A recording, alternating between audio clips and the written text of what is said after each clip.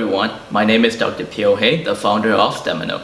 STEMiNO offers education and career advising to students and young professionals around the world with the focus in motivating and advising those who are interested to pursue their career and education in science and engineering.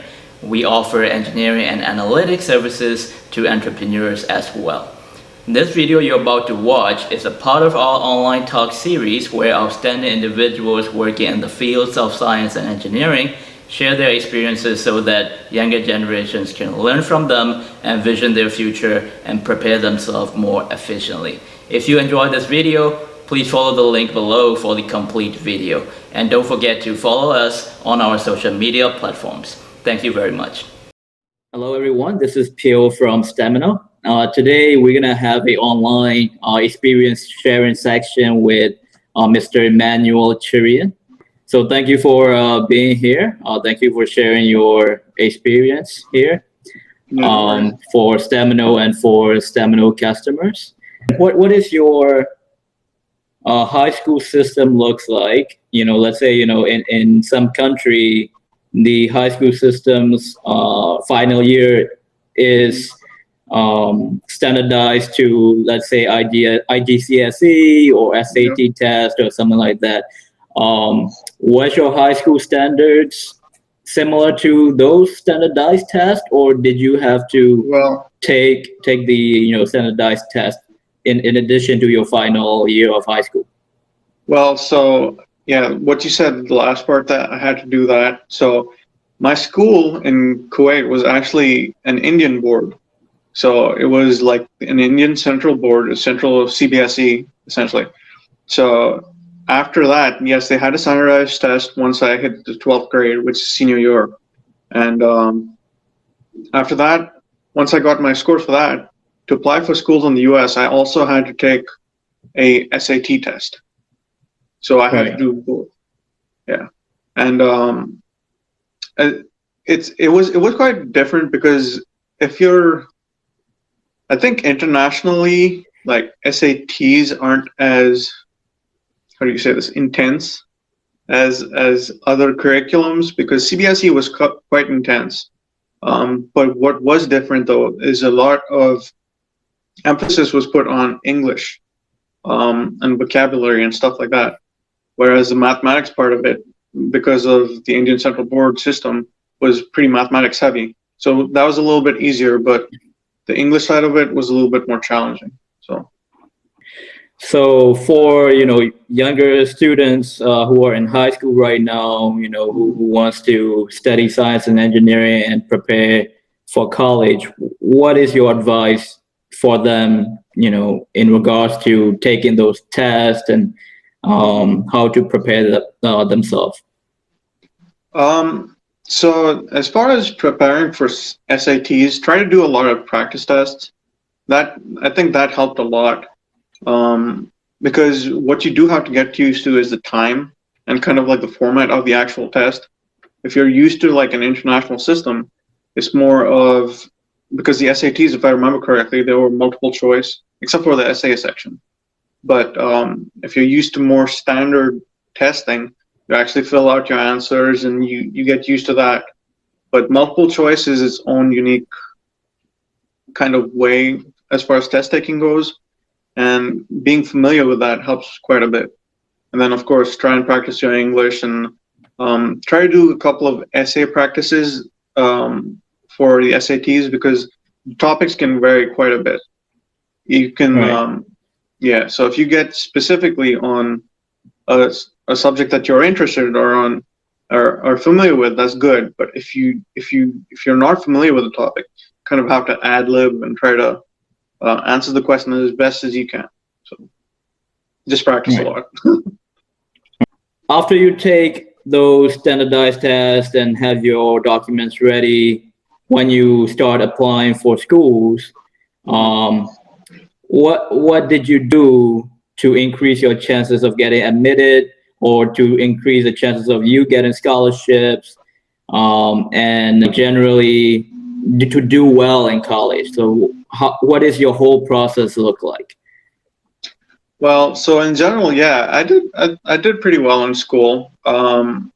it's as far as scholarships go, most of my scholarships were applied right from the start. So essentially, how I applied to Florida Tech was essentially in Kuwait. They had a college fair, and there were multiple schools that showed up, and I ended up actually applying to like pretty much all three of them, and I ended up getting into all three of them. But when I was at the booth, the recruiter was actually looking at my grades, and right then and there they were like, "Oh, we can get you a scholarship." And like part of that goes like you can kind of discuss it a little bit, try to see what you can get from that in addition. But yeah, my scholarships were kind of right from the start, or even before I actually applied to the school. They were trying to recruit people, and I got it straight from the start.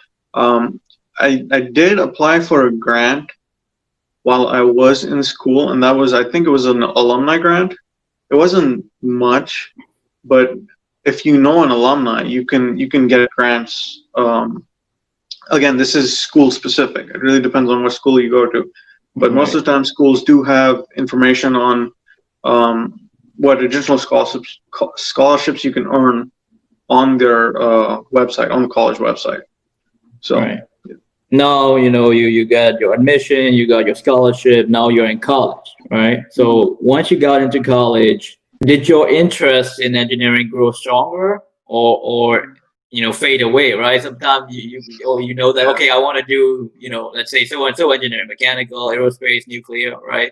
But then once you get into the program, sometimes your expectations and the reality, they don't really match.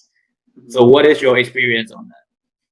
Well, so as far as my personal experience goes, my love for engineering didn't fade away really, and specifically for mechanical engineering, because again, like I mentioned in school, my interests were physics and math, and in college for mechanical, it was pretty much physics and math for the most part.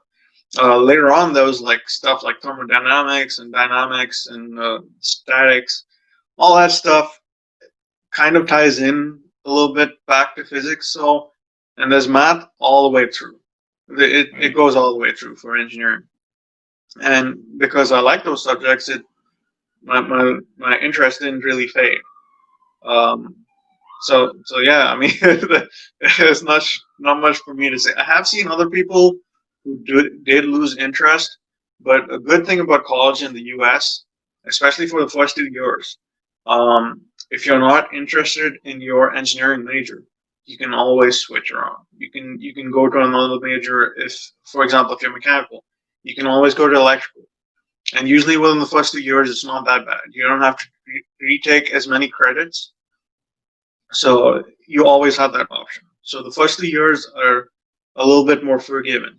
Now, once you get to your core years in junior and senior, it becomes a little bit harder for sure. Like you start getting into your core subjects, and if you do make a choice to jump, then you might be able to get away with maybe the first semester of junior year, possibly, but it becomes harder and harder the further along you get. So, yeah. Right. Okay. In your undergrad years, how did you search for and apply for the internships? And of course, like you said, your professional organizations and networking helps. And then, getting good grades definitely helps. Do you have any other, general advice on that? Yeah. So for me, it was a little bit like one thing I do regret in school is not, well, I couldn't really control this at the time, but if you do get the option, you want to start in fall.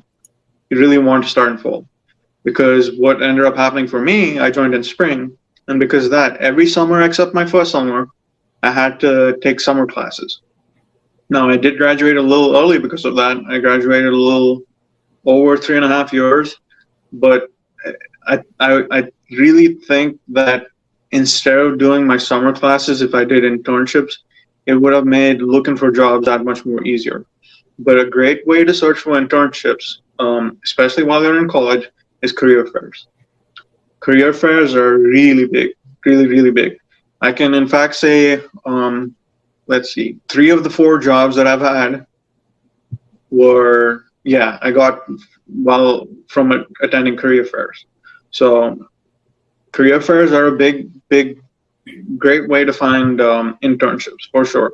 And of course, you can still do it the old school way of like applying online, going to companies that you're interested in applying and try to get in that way. But that is always much harder. I would say it is much harder than just straight away meeting someone face to face and like actually speaking to them and getting their opinion on stuff and really getting a chance to shine in front of them and making yourself more noticeable to employers.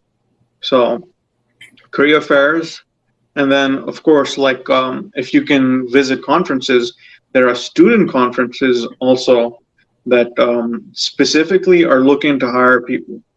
So career fairs, student conferences are both great ways. Yeah. And of course, networking.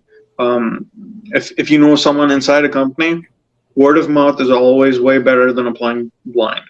So if you have a friend or family in a company somewhere, it's always a much better option than just applying to a company blind.